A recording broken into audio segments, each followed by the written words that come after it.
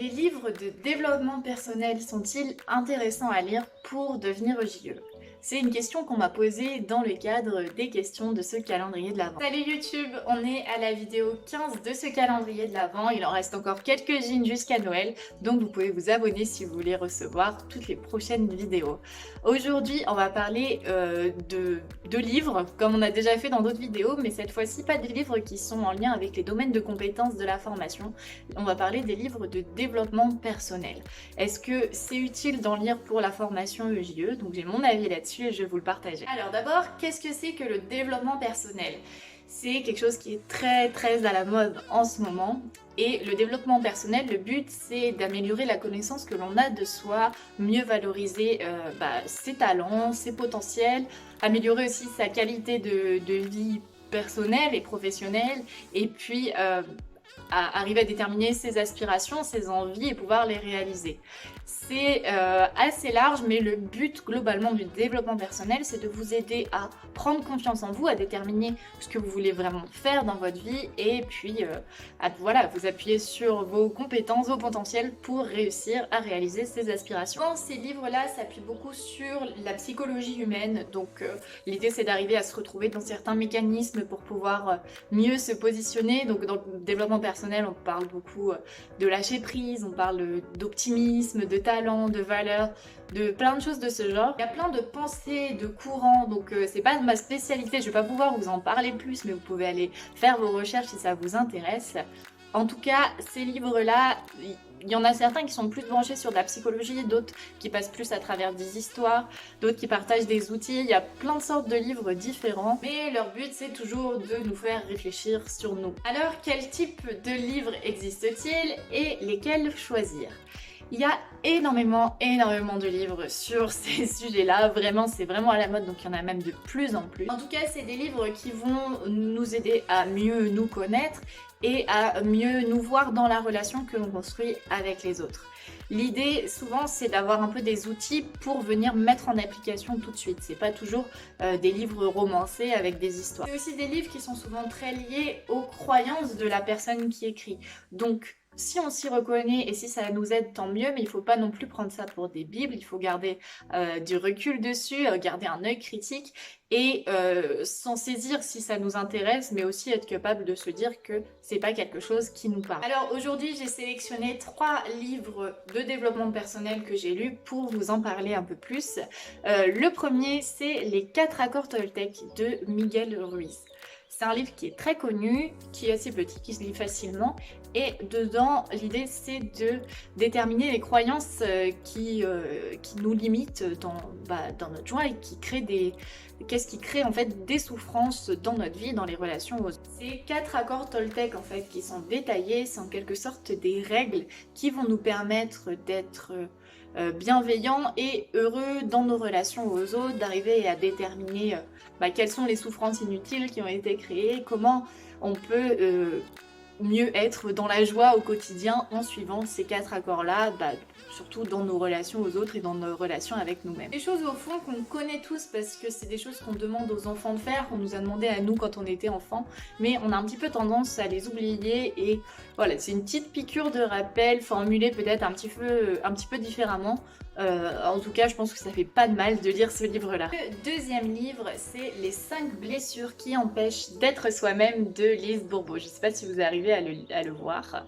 En fait, c'est un livre qui est quand même beaucoup basé sur les croyances personnelles de cet auteur et il y a des notions qui sont quand même très spirituelles comme des aspects de réincarnation et tout ça, mais en tout cas ce qui est intéressant c'est qu'elle parle dedans de blessures d'âme, donc ça peut nous parler ou non. En tout cas elle part du principe qu'on a tous plus ou moins des blessures d'âme et elle fait des portraits très descriptif et très détaillé en fait de comment ces blessures vont se matérialiser. Alors il y a des descriptions physiques mais aussi de nos réactions Et si on se retrouve dans ces blessures-là, il y a aussi comment on peut les travailler et faire en sorte de les guérir. Donc c'est un petit peu spirituel, ça parle pas forcément à tout le monde, c'est assez précis, ça se base vraiment sur ses croyances. En tout cas, moi j'ai retrouvé des choses qui sont quand même très cohérentes et très réalistes pour certaines personnes, donc ça peut parler pour soi mais aussi pour les personnes de son entourage. Et j'ai trouvé ça super utile pour pouvoir moi changer mon comportement dans ma relation avec d'autres personnes pour les aider en tout cas toujours dans cette idée de bienveillance. Et le troisième livre dont je voulais vous parler, c'est Cupidon a des ailes en carton de Raphaël Giordano. Et elle est très connue parce elle en a écrit 3 des livres de ce type-là. Et les 2 autres sont vraiment très connus, ils sont sur d'autres aspects. Celui-là, il est un petit peu différent, mais je l'ai sélectionné quand même parce qu'il est un petit peu plus romancé. Donc c'est vraiment plus une histoire où on va voir à travers des messages, des choses qui vont venir nous aider. Ce livre, il est peut-être un peu plus critiqué que les 2 autres. En tout cas, moi je le trouve intéressant pour la fin. Donc je vais pas vous en parler, mais c'est un schéma qui se termine pas d'une façon traditionnelle et je trouvais ça intéressant pour amener à réfléchir. Donc il parle surtout de ses relations, pas mal des relations amoureuses et ça vient bouleverser un petit peu des certitudes, des choses comme ça et voilà, c'est pour ça que moi il m'a plu et il m'a aidé à travailler ma vision des relations. Alors maintenant, pour quelles raisons c'est important de travailler son développement personnel en tant que JE? Le JE, c'est un travailleur social, ça veut dire qu'il travaille avec d'autres personnes, il est toujours dans la relation humaine et il travaille aussi auprès de personnes en situation de fragilité. Donc son rôle, ça va être de les accompagner et essayer de les aider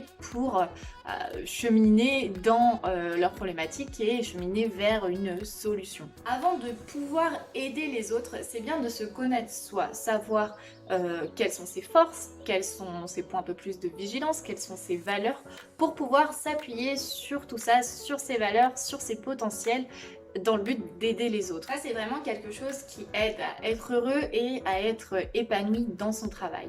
Par rapport au métier de JE, j'ai déjà rencontré des EJE qui m'ont dit parfois ne pas avoir eu le courage de prendre des décisions ou de dire des choses qui allaient à l'encontre de leurs valeurs, mais juste par manque de confiance en soi, de ne pas réussir à le faire.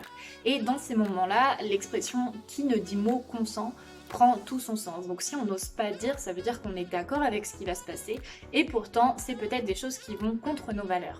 Donc ça, c'est hyper important de pouvoir le travailler et avoir assez de confiance en ses connaissances et en ses valeurs pour pouvoir défendre la qualité d'accueil des enfants et des familles. Donc voilà, c'est un petit peu ma vision des choses. Pour moi, les livres de développement personnel, c'est assez utile si on garde un œil critique dessus. En tout cas, ce qui est vrai, c'est que souvent ça vient bouleverser pas mal de choses, de certitudes, dans le but de mieux se construire, mieux grandir en accord avec qui on est, autant personnellement que professionnellement. C'est pour ça que ça me semble assez intéressant. Donc c'est tout pour cette vidéo. Si vous avez envie de devenir éducateur de jeunes enfants, d'entrer en formation d'éducateur de jeunes enfants, j'ai créé un plan d'action en 5 étapes qui vous permet de vous préparer aux sélections depuis chez vous. Il est gratuit et le lien est dans la description. J'ai aussi créé une prépa en ligne pour vraiment aller plus loin dans la préparation et pour que je puisse vous accompagner. Cette prépa, les inscriptions terminent fin décembre. Je mets aussi toutes les informations dans la description et dedans cette prépa, on parle pas mal de livres, de ressources à aller chercher et de choses à approfondir en lien avec le métier, en lien avec la formation, en lien avec des sujets qui vous intéressent si le métier d'éducateur de jeunes enfants vous intéresse. Donc je vous mets toutes les informations dans la description et je vous dis à demain pour une nouvelle vidéo.